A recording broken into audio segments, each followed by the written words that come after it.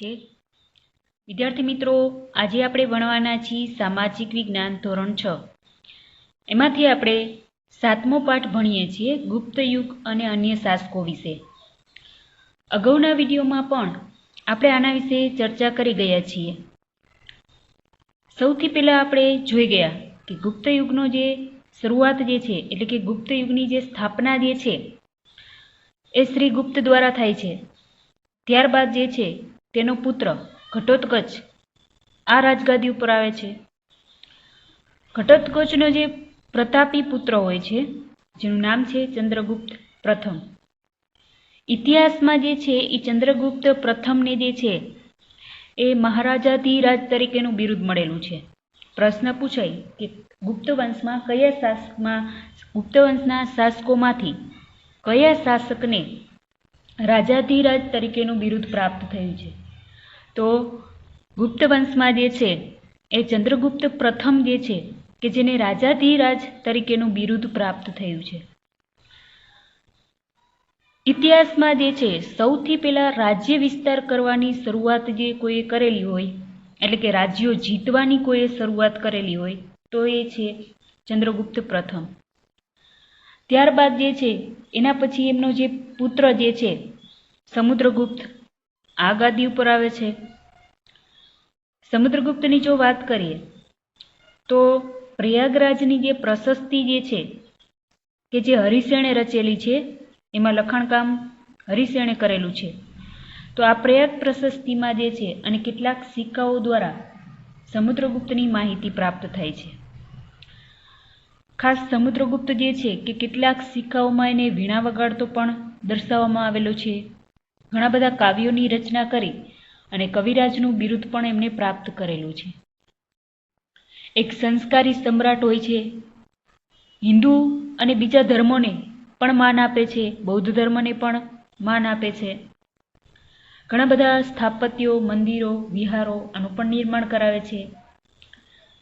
સમુદ્રગુપ્ત જે છે કે જેને હિન્દનો નેપોલિયન તરીકે ઓળખવામાં આવે છે। પ્રશ્ન મોસ્ટ ઇમ્પોર્ટન્ટ કે હિન્દનો નેપોલિયન તરીકે કોણ ઓળખાય છે? તો સમુદ્રગુપ્ત। ત્યારબાદ જે છે એનો પુત્ર ચંદ્રગુપ્ત દ્વિતીય કે જે ઇતિહાસમાં અગત્યનું સ્થાન ધરાવે છે। આના વિશે પણ આપણે અગાઉના વિડીયોમાં જોઈ ગયા છીએ। ચંદ્રગુપ્ત પ્રથમના સમયગાળા દરમિયાન ચીની જે યાત્રાળુઓ જે છે એમાંથી ફાહિયાન જે છે એ આવેલો છે। ફાહિયાને જે છે ઘણા બધા ચંદ્રગુપ્તના શાસનકાળ દરમિયાન રહીને તે સમયનું જે મગધની રાજગાદી વિશે ઘણા બધા પુસ્તકો પણ રચેલા છે। ચંદ્રગુપ્ત જે પ્રથમ જે છે આની આપણે જે ચર્ચા કરી ગયા કે જેને રાજ્ય વિસ્તારની શરૂઆત કરેલી હતી અને એને મહારાજા ધીરાજનું બિરુદ પ્રાપ્ત થયેલું હતું। અહીંયા જે છે ચંદ્રગુપ્ત પ્રથમનો પુત્ર સમુદ્રગુપ્ત અને એનો જે પુત્ર જે છે એ ચંદ્રગુપ્ત દ્વિતીય। ચંદ્રગુપ્ત દ્વિતીયની જો વાત કરીએ તો તેઓ પોતે જે છે એ વૈષ્ણવ ધર્મ પાળે છે।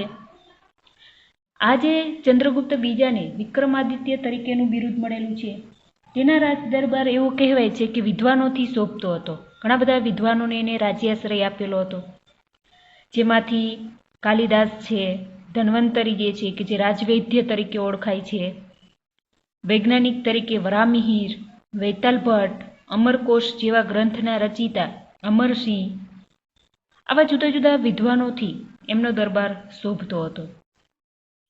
આ ઉપરાંત તે સમયગાળા દરમિયાન શિલ્પ, સ્થાપત્ય, ચિત્રકલા આ બધી કલાઓનો પણ સારો એવો વિકાસ થયેલો। મહેરૌલીનો જે લોહસ્તંભ કે જે દિલ્હી પાસે આવેલો છે અને જેને આજ સુધી કાટ લાગેલો નથી, આ જે મહેરૌલીનો જે લોહસ્તંભ જે છે આ સ્તંભ પણ જે છે એ ચંદ્રગુપ્ત બીજાના સમયગાળા દરમિયાન બનેલો। ખાસ ત્યારબાદ જે છે આપણે એનો પુત્ર જે છે કુમારગુપ્ત એની અહીંયા વાત કરવાની છે।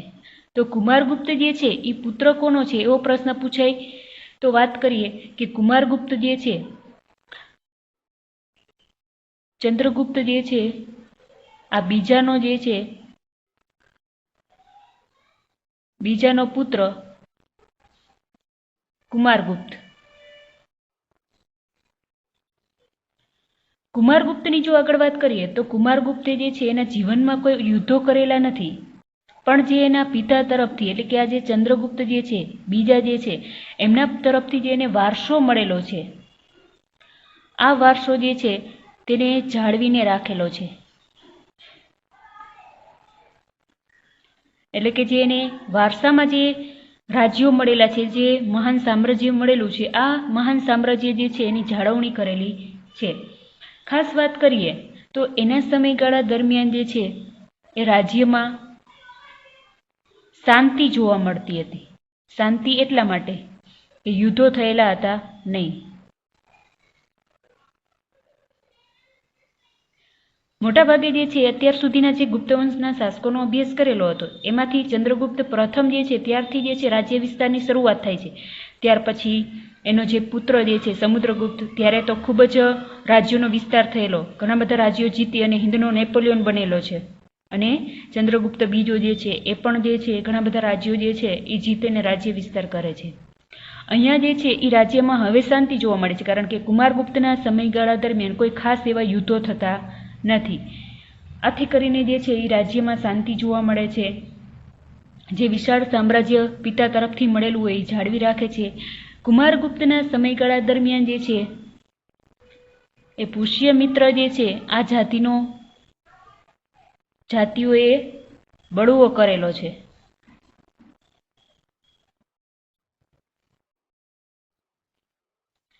જે મગધની જે ગાદી ઉપર જે છે એ કુમારગુપ્તના સમયગાળા દરમિયાન પુષ્યમિત્ર જાતિના જે લોકોએ બળવો કરેલો. પ્રશ્ન પૂછાય એક્ઝામમાં કે કુમારગુપ્તના સમયગાળા દરમિયાન કઈ જાતિના લોકોએ બળવો કરેલો છે? તો પુષ્યમિત્ર જાતિના જે લોકોએ જે છે એ બળવો કરેલો. આ બળવો જે છે એ કુમારગુપ્તનો જે પ્રતાપી પુત્ર જે છે જેનું નામ છે સ્કંદગુપ્ત, આ જે સ્કંદગુપ્ત જે છે આ બળવો જે છે એ શાંત કરે છે.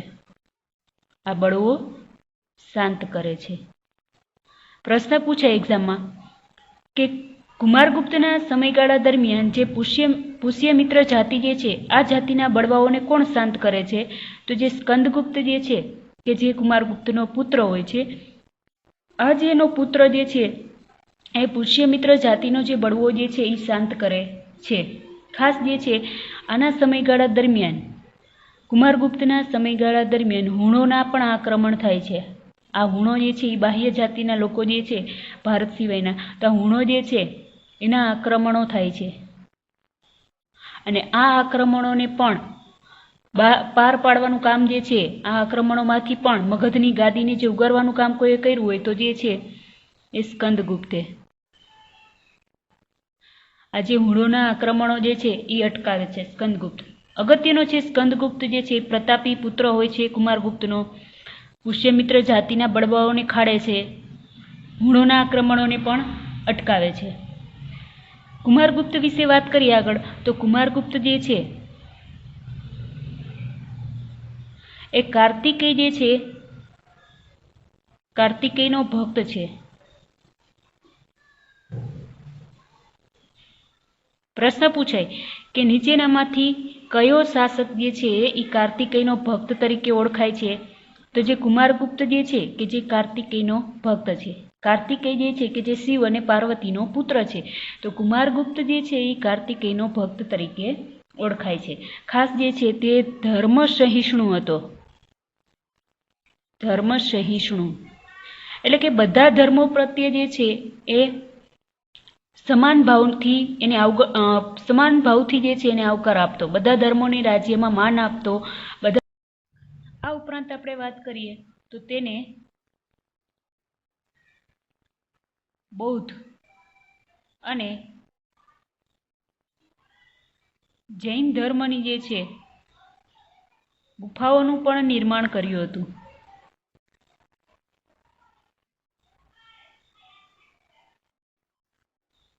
ખાસ વાત કરીએ તો પોતે જે છે એ ધર્મ સહિષ્ણુ હતો, બધા ધર્મોને સમાન માન આપતો હતો.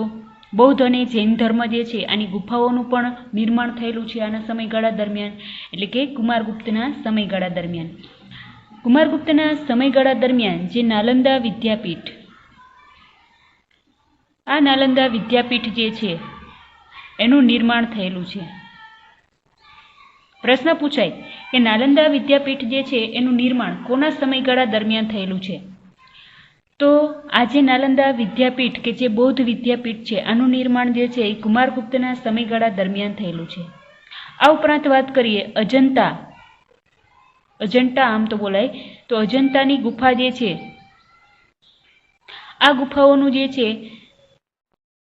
નિર્માણ પણ કુમારપાળના સમયગાળા દરમિયાન થયેલું છે.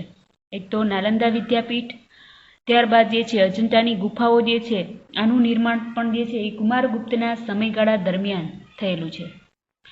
કુમારગુપ્ત વિશે ફરી પાછું આપણે જોઈએ તો ચંદ્રગુપ્ત બીજાનો પુત્ર જે છે કુમારગુપ્ત, વારસો જે છે એમના પિતા તરફથી વિશાળ સામ્રાજ્ય મળેલું તે જાળવીને રાખેલું. તેના સમયગાળા દરમિયાન રાજ્યમાં શાંતિ જોવા મળે છે. પુષ્યમિત્ર જાતિએ બળવો કર્યો. તેમનો જે પ્રતાપી પુત્ર જે છે સ્કંદગુપ્ત આ બળવાને શાંત કરે છે.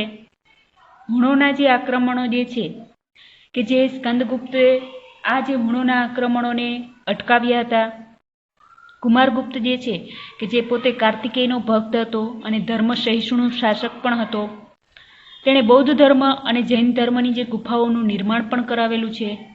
નાલંદા વિદ્યાપીઠ કે જેનું નિર્માણ અને અજંતાની ગુફાઓ જે છે આનું નિર્માણ જે છે એ પણ જે કુમારગુપ્તના સમયગાળા દરમિયાન થયું છે. ત્યારબાદ જે છે એ કુમારગુપ્તનો જે પુત્ર જે છે સ્કંદગુપ્ત, આ જે સ્કંદગુપ્ત જે છે કે જે એક પ્રતાપી શાસક હોય છે. ખાસ વાત કરીએ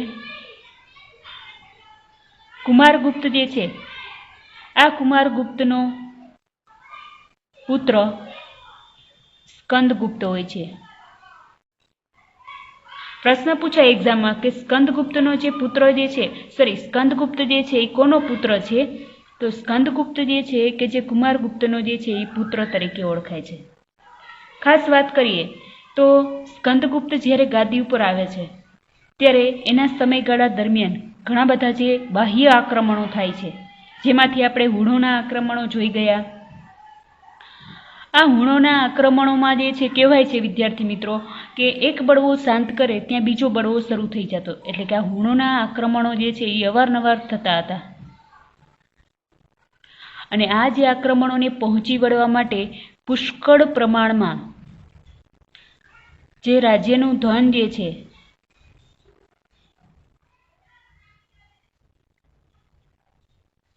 ખર્ચાઈ ગયું.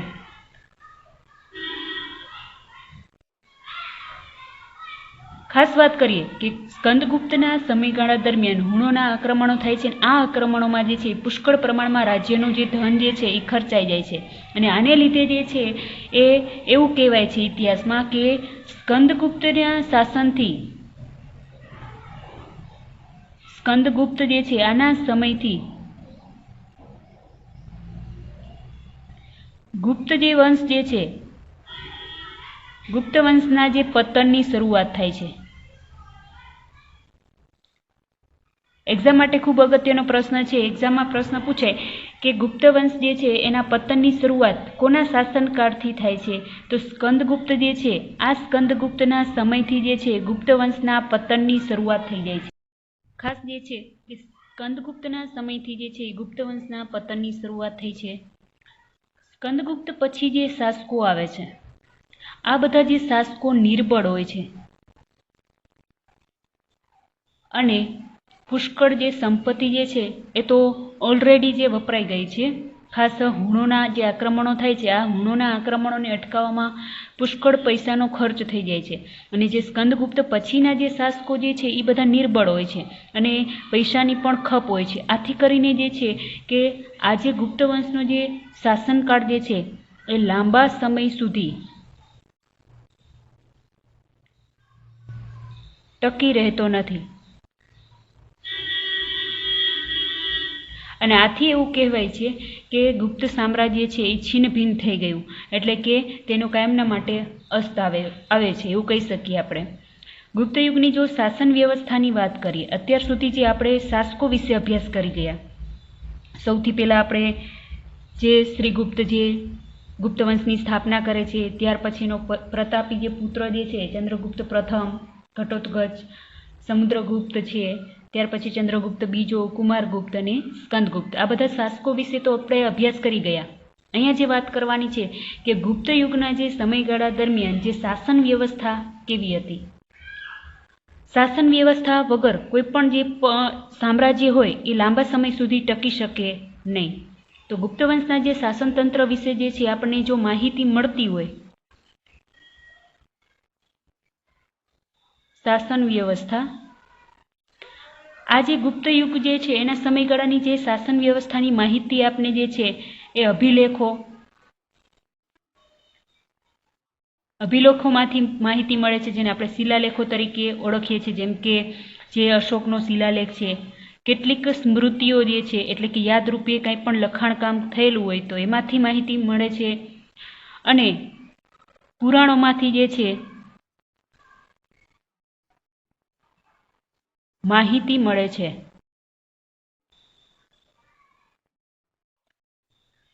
એક્ઝામ માટે પ્રશ્ન પૂછાય કે ગુપ્ત યુગની જે શાસન વ્યવસ્થાની માહિતી આપને શેમાંથી મળે છે? તો ગુપ્ત યુગ જે છે એની શાસન વ્યવસ્થાની માહિતી આપને અભિલેખો, સ્મૃતિઓ, પુરાણોમાંથી આ બધા વિશે આપને માહિતી મળે છે ગુપ્ત યુગની શાસન વ્યવસ્થા વિશે. ખાસ વાત કરીએ તો તે સમયગાળા દરમિયાન જે શાસનતંત્ર જે છે, આ જે શાસનતંત્રને જે છે એ ખાસ તો જે છે કેન્દ્રીય, ત્યાર પછી જે પ્રાંતીય એટલે કે જેને આપણે હાલમાં રાજ્ય કહી શકીએ, પ્રાંતીય અને સ્થાનિક, એમ 3 ભાગમાં વહેંચવામાં આવતું હતું.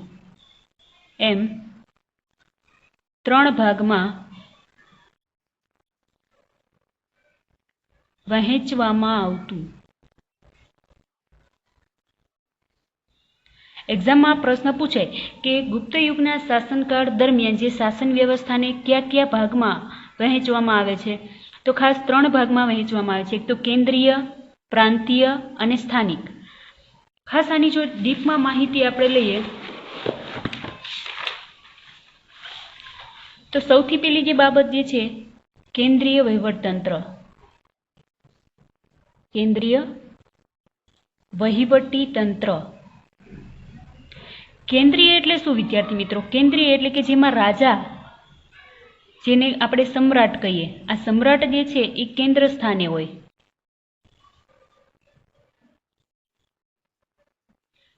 સંપૂર્ણ જે અગત્યનો વહીવટ જે છે એ રાજાના નામથી થતો હોય છે.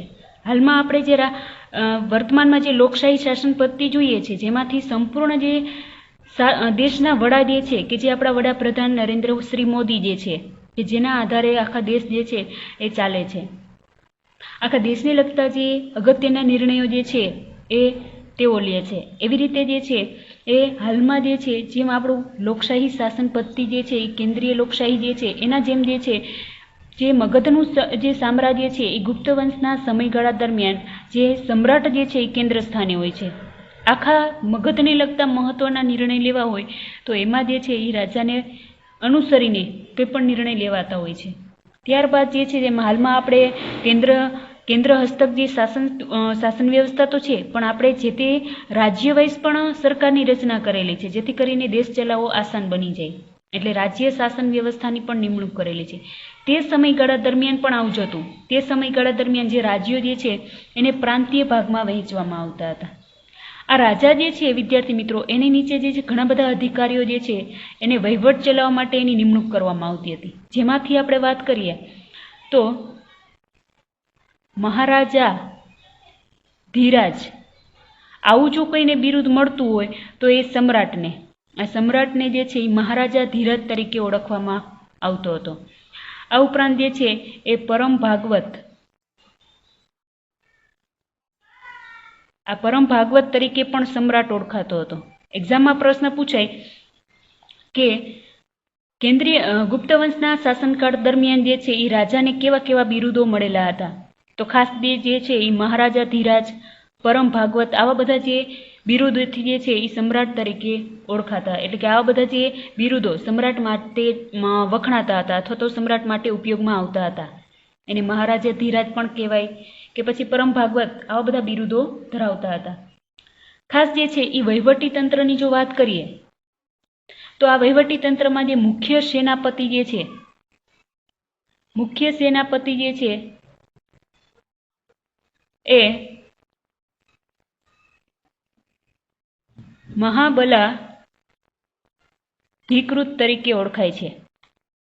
હાલમાં જે કેન્દ્રીય લેવલે વાત કરીએ તો વડાપ્રધાન જે છે એ એની નીચે જે છે એક મંત્રીમંડળની નિમણૂક કરે, જેમાં અલગ અલગ જે ખાતાના વડા જે છે એની નિમણૂક કરવામાં આવે, જેમ કે રેલ મંત્રી છે, પર્યટન મંત્રી છે, પરિવહન મંત્રી છે, જેમ અલગ અલગ હોદ્દેદારોની નિમણૂક કરવામાં આવે છે. એમ જે ગુપ્ત વંશના શાસનકાળ દરમિયાન જે વહીવટી તંત્ર હતું, જેમાં અલગ અલગ અધિકારીઓની નિમણૂક કરવામાં આવતી હતી, એમાં જે મુખ્ય સેનાપતિ જે છે એને મહાબલાધિકૃત તરીકે ઓળખવામાં આવતો હતો. ત્યાર પછી વિદેશ મંત્રી જે છે, આ વિદેશ મંત્રી હાલમાં પણ છે. વિદેશ મંત્રી જે છે એને ખાસ વાત કરીએ તો મહાસંધિ વિગ્રહક જે છે આ નામ તરીકે ઓળખવામાં આવતો હતો. પ્રશ્ન પૂછાય કે ગુપ્ત વંશના શાસનકાળ દરમિયાન વિદેશ મંત્રી કયા નામ તરીકે ઓળખાતા? તો ખાસ જે છે એ મહાસંધિ વિગ્રહક જે છે આ નામ તરીકે ઓળખાતા. ત્યારબાદ જે છે એ મહેલો જે છે, અને મહેલો અને જે દ્વાર હોય, મુખ્ય દ્વાર, આના જે રક્ષકો જે છે, આ જે મહેલો અને દ્વાર જે છે એટલે મુખ્ય જે ગેટ જેને કહી શકીએ, એના જે રક્ષકો જે છે જેને મહા પ્રતિહાર તરીકે ઓળખવામાં આવે છે. આ પણ પ્રશ્ન પૂછાય કે મહેલો અને દ્વાર રક્ષકોને કયા નામ તરીકે ઓળખવામાં આવે? તો મહાપ્રતિહાર તરીકે ઓળખવામાં આવે. આ ઉપરાંત જે છે કે જે ઘોડેસવાર હોય, ખાસ જે છે જે મહાઅશ્વપતિ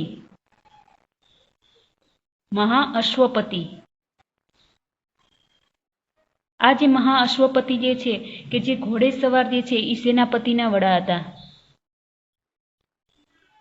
ઘોડેસવાર સેનાપતિ બધા હોય તો એ સેનાપતિના વડા જે છે એને મહાઅશ્વપતિ તરીકે ઓળખવામાં આવે. ઘણા બધા જે સૈનિકો હોય, ઘણા બધા હાથીઓ ઉપર સવાર થઈ અને યુદ્ધ કરતા હોય, ઘણા ઘોડાનો ઉપયોગ કરતા હોય, એવી રીતે જે છે મહાઅશ્વપતિ જે છે કે જે ઘોડેસવાર સેનાપતિ હોય એના જે વડા તરીકે જે છે એ મહાઅશ્વપતિ તરીકે ઓળખાય છે. આ જ રીતે જે છે જેમાં હાથીઓ ઉપર સવાર થઈ અને જે સૈનિકો યુદ્ધ કરતા હોય, એટલે કે જે ઘોડેસવાર સેનાપતિ હતા એવી રીતે હાથી ઉપર સવાર થઈ અને જે સેનાપતિ બને છે એના જે વડા જે છે કે જે મહાપિલુપતિ તરીકે ઓળખાય. આ મહાપિલુપતિ એટલે શું? તો કે જે એવા હાથી જે છે, આ હાથીની જે સેનાના વડા. અહીંયા મહાઅશ્વપતિ એટલે શું જોઈ ગયા વિદ્યાર્થી મિત્રો? કે ઘોડેસવાર જે સેનાપતિઓ જે છે એના વડા હતા. જ્યારે મહાપિલુપતિ જે છે કે જે હાથીઓની જે સેના જે છે એના વડા. યુદ્ધમાં જે છે એ તમે ઘણીવાર જે ઐતિહાસિક સિરિયલોમાં જોતા હશો.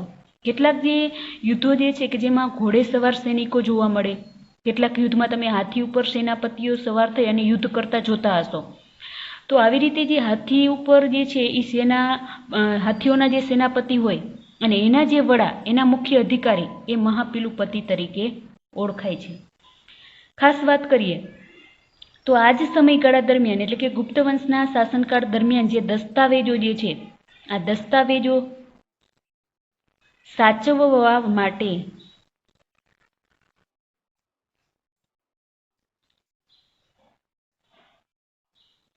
પુસ્તપાલ જે છે એની નિમણૂક કરવામાં આવતી. આજે પુસ્તપાલની નિમણૂક કરવામાં આવતી હતી, જે ખાસ દસ્તાવેજો સાચવવાનું કામ કરતા હતા. અહીંયા વાત કરી એ આપણે કેન્દ્રીય વહીવટતંત્રની વાત કરી. જે કેન્દ્રીય હસ્તક જે સત્તા હોય છે એક સમ્રાટના હાથમાં, એના નીચે જે વહીવટી તંત્ર હોય કે જેમાં અલગ અલગ અધિકારીઓની નિમણૂક કરવામાં આવતી હોય છે, જેમાંથી મુખ્ય સેનાપતિ તરીકે મહાબલાધિકૃત તરીકે ઓળખાય, વિદેશ મંત્રી જે છે કે જેને મહાસંધિ વિગ્રહક તરીકે, મહેલો અને દ્વાર રક્ષકો હોય તો મહાપ્રતિહાર, મહાઅશ્વપતિ કે જે ઘોડેસવાર સેનાપતિના વડા, મહાપિલુપતિ જે છે કે જે હાથીઓની સેનાના વડા, અને દસ્તાવેજો જે સાચવવાનું કામ કરે છે એ પુસ્તપાલ. આવી રીતે જે વાત કરીએ કે જેમ વહીવટીતંત્ર કેન્દ્ર હસ્તક હતું એવી રીતે પ્રાંતીય જે છે આ પ્રાંતીય વહીવટતંત્ર પણ હતું, જેમાં હાલમાં આપણે જેમ કેન્દ્રમાં જે છે એ વડાપ્રધાન નરેન્દ્ર મોદી જે છે કે જે દેશનો વહીવટ ચલાવે છે, એવી રીતે રાજ્યોમાં મુખ્યમંત્રી જે છે અને રાજ્યપાલ દ્વારા વહીવટ ચાલતો હોય છે, જેને હાલમાં રાજ્યો કહીએ છીએ. એવી રીતે જે છે એ પ્રાચીન સમયગાળા દરમિયાન મગધ સામ્રાજ્યને અલગ અલગ પ્રાંતોમાં એટલે કે રાજ્યોમાં વહેંચવામાં આવતું હતું. આ જે પ્રાંત જે છે, પ્રાંતના જે વડા જે છે, ખાસ તો જે છે એ પ્રાંતના વડા મોટે ભાગે જે છે એ રાજકુમારો હોય છે, એને જ જે છે એ સુબાઓ બનાવવામાં આવતા હતા. આ પ્રાંતના વડા જે છે ને વિદ્યાર્થી મિત્રો, એને આપણે સુબા પણ કહી શકીએ. સુબો એટલે જે તે પ્રાંતનો વડો અધિકારી, એને આપણે સુબો કહીએ. અને સુબો મોટે ભાગે જે છે એ રાજકુમાર બનાવવામાં આવતો હતો. રાજકુમાર હોય એને સુબા તરીકે નિમણૂક કરવામાં આવે.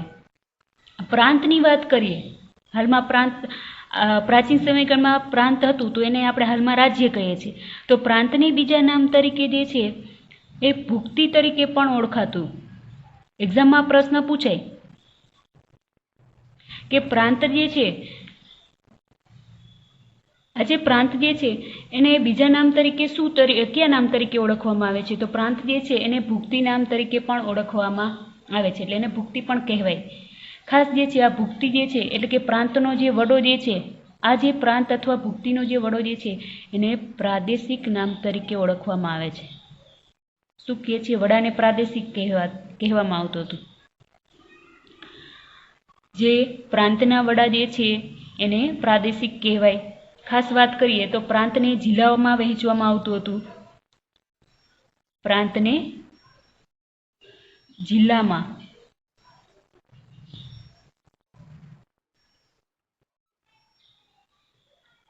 હાલમાં જે પ્રકારની શાસન પદ્ધતિ જે છે એને ખૂબ એવું મળતું આવે છે. હાલમાં જેમ કેન્દ્ર હસ્તક શાસન વ્યવસ્થા છે, જેમ આખા દેશનો વહીવટ પીએમ ચલાવે છે, એવી રીતે જે છે એ અલગ અલગ રાજ્યોમાં રાજ્યપાલ અને મુખ્યમંત્રી હોય છે. એવી રીતે પ્રાચીન સમયગાળા દરમિયાન, ગુપ્ત વંશના સમયગાળા દરમિયાન જે છે એ પ્રાંતના જે વડા કે જે ખાસ તો રાજકુમારો એટલે કે સુબાઓ તરીકે નિમણૂક કરવામાં આવતી, જેને સુબોબડ કે પ્રાંતનો વડો અધિકારી, મોટે ભાગે રાજકુમારો હોય તેને સુબાઓ બનાવવામાં આવતા.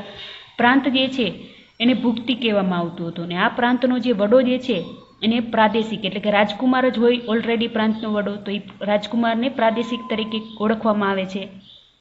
પ્રાંતના જિલ્લામાં અલગ અલગ જિલ્લાઓમાં વહેંચવામાં આવે. જેમાં હાલમાં આપણે રાજ્ય જે છે તો રાજ્યને અલગ અલગ જિલ્લાઓમાં વહેંચવામાં આવે, તે સમયે પ્રાંતને અલગ અલગ જિલ્લાઓમાં વહેંચવામાં આવતું હતું. આ જે જિલ્લા જે છે એને જિલ્લાને વહેંચવામાં આવે તો આ જિલ્લો જે છે વિદ્યાર્થી મિત્રો, આ જિલ્લાને જે છે એ વિષય તરીકે ઓળખવામાં આવતું હતું. એક્ઝામમાં પ્રશ્ન પૂછાય કે ગુપ્ત વંશના શાસનકાળ દરમિયાન જિલ્લાને કયા નામ તરીકે ઓળખવામાં આવે છે? તો વિષય તરીકે ઓળખવામાં આવે છે. ખાસ જે છે કે કેટલાક નગરો જે છે, રાજધાની જે છે કે જે પાટલીપુત્ર જે છે એમાં મ્યુનિસિપાલિટી જેવી વ્યવસ્થાઓ પણ હતી. મ્યુનિસિપાલિટી હાલમાં જે નગરપાલિકા અને મહાનગરપાલિકામાં જે પ્રકારની મ્યુનિસિપાલિટી જોવા મળે છે, ખાસ તો આનું કામ જે છે એ સફાઈને લગતું છે. રોડ રસ્તા જે છે એનું નિર્માણ કરાવવાનું છે, પાણીની વ્યવસ્થા જે છે, ગટરની વ્યવસ્થા જે છે, આ બધું જે સંભાળવાનું કામ જે છે ઓલરેડી મ્યુનિસિપાલિટીનું હોય છે. તો આવું જે બધું કામગીરી જે છે એ ખાસ ગુપ્ત વંશના શાસનકાળ દરમિયાન પણ કરવામાં આવતી હતી.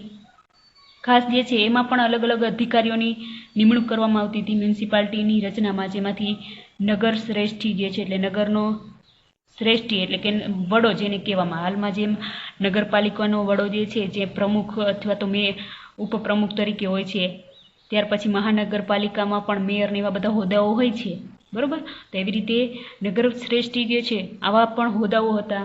કાયસ્થ જે છે આ પણ એક જાતનો હોદ્દો જ છે મ્યુનિસિપાલિટીનો. ત્યાર પછી મુખ્ય જે છે એ કારીગર છે, મુખ્ય વેપારી જે છે, આવા બધા હોદ્દાઓ હતા. ખાસ આ ચારનું જે છે એ મ્યુનિસિપાલિટીમાં વર્ચસ્વ હતું એવું કહી શકીએ. તો નગર શ્રેષ્ઠી, નગરનો વડો, કાયસ્થ, મુખ્ય કારીગર અને મુખ્ય વેપારી.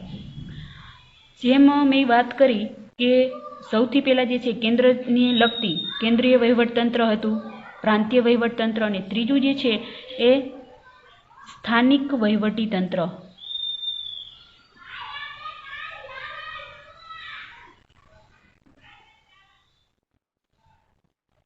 ખાસ સ્થાનિક વહીવટતંત્રની વાત કરીએ તો મોટે ભાગે જે છે હાલમાં પણ આ પ્રકારની વ્યવસ્થા જોવા મળે. સ્થાનિક વહીવટતંત્ર મોટે ભાગે જે છે એ ગ્રામ્ય કક્ષાએ જે છે આ સ્થાનિક વહીવટતંત્ર જોવા મળે. ગ્રામ કક્ષાએ આ જે સ્થાનિક વહીવટતંત્ર જોવા મળે, જેમાંથી આપણે વાત કરીએ તો મુખ્યત્વે ગામનો જે વડો જે છે કે જેને આપણે ગામનો મુખી કહીએ અથવા તો એને આપણે સરપંચ તરીકે પણ ઓળખવામાં આવે, જે સ્થાનિક વહીવટીતંત્રમાં એની ભૂમિકા અગત્યની હોય છે.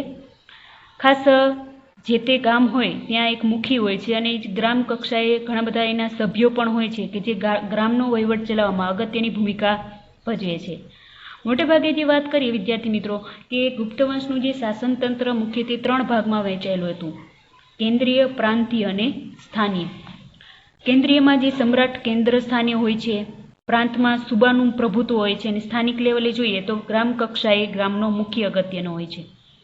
આ વ્યવસ્થા એટલા માટે હતી જેથી કરીને વહીવટતંત્ર જે છે એ આસાનીથી ચલાવી શકાય, આસાનીથી શાસન ચલાવી શકાય. અને વિશાળ સામ્રાજ્યનું નિર્માણ થતું હોય ત્યારે વહીવટીતંત્ર ખૂબ અગત્યની ભૂમિકા ભજવે છે. દેશ આવડો છે તો વિશાળ દેશને ચલાવવો હોય તો એક સુવ્યવસ્થિત શાસનતંત્રની જરૂર પડે. એમ મગધ જે છે તે સમયે સૌથી વધારે શ્રેષ્ઠ જે છે એ અગત્યનું શાસનતંત્ર અથવા તો વહીવટીતંત્ર હતું. ને આવડા વિશાળ સામ્રાજ્યને ચલાવવા માટે આવી સુવ્યવસ્થિત શાસન વ્યવસ્થાઓ પણ હતી. તો અહીં સુધી રાખીએ છીએ. હવે પછીનો અભ્યાસ આપણે નેક્સ્ટ વિડીયોમાં કરીશું.